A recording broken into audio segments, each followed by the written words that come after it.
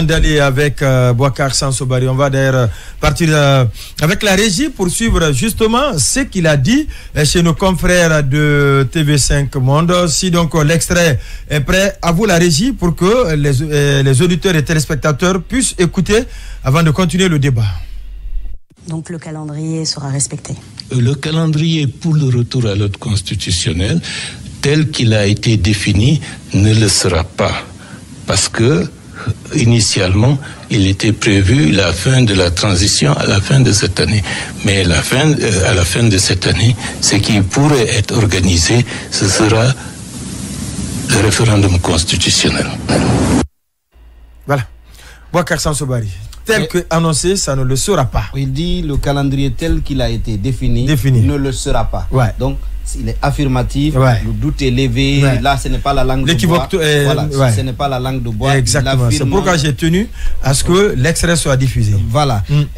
Vous l'avez dit, c'est peut-être pour la première fois qu'il est aussi affirmatif, même si ce n'est pas en soi quelque chose qui nous surprend. Mais moi, dans cette communication, il y a peut-être d'autres volets qui m'ont plutôt intéressé. C'est d'abord sur le référendum. Dans l'extrait qu'on a suivi tout à l'heure, il dit c'est le référendum qui sera organisé. Mais dans un deuxième pan, il dit c'est le référendum qui pourrait être organisé. Donc là, il utilise le conditionnel. Et je trouve que ce conditionnel-là, il faut le comprendre parce que objectivement, ce n'est plus évident que même le référendum puisse se tenir d'ici la fin de l'année. Nous sommes aujourd'hui concrètement le 20 mai. Et il est martelé par tous les responsables de la transition que le fichier qui doit permettre d'aller et au référendum et au reste des élections doit sortir du RAVEC. Et nous savons où nous en sommes avec le RAVEC. Et nous sommes le 20 mai. Dans un mois, pratiquement, on sera en plein dans la saison des pluies et nous savons ce qu'il est possible de faire en Guinée en saison des pluies. Ça veut dire que pratiquement la première moitié, disons, jusqu'à fin août, il sera pratiquement impossible de travailler dans le sens du RAVEC, autour du RAVEC. Monuma le disait la dernière fois, même les coordinateurs n'ont été installés que récemment.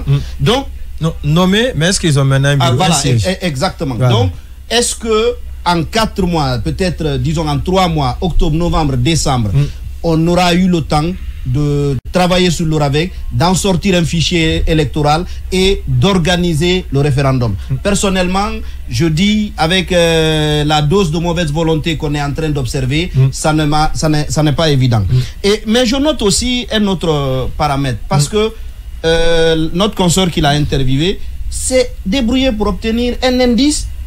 Pour ceux qui est d'accord, la présidentielle ce sera pas cette année, mais est-ce que ce sera en 2025? Est-ce que ce sera en début 2025? Est-ce que ce sera plutôt dans la deuxième moitié de l'année 2025?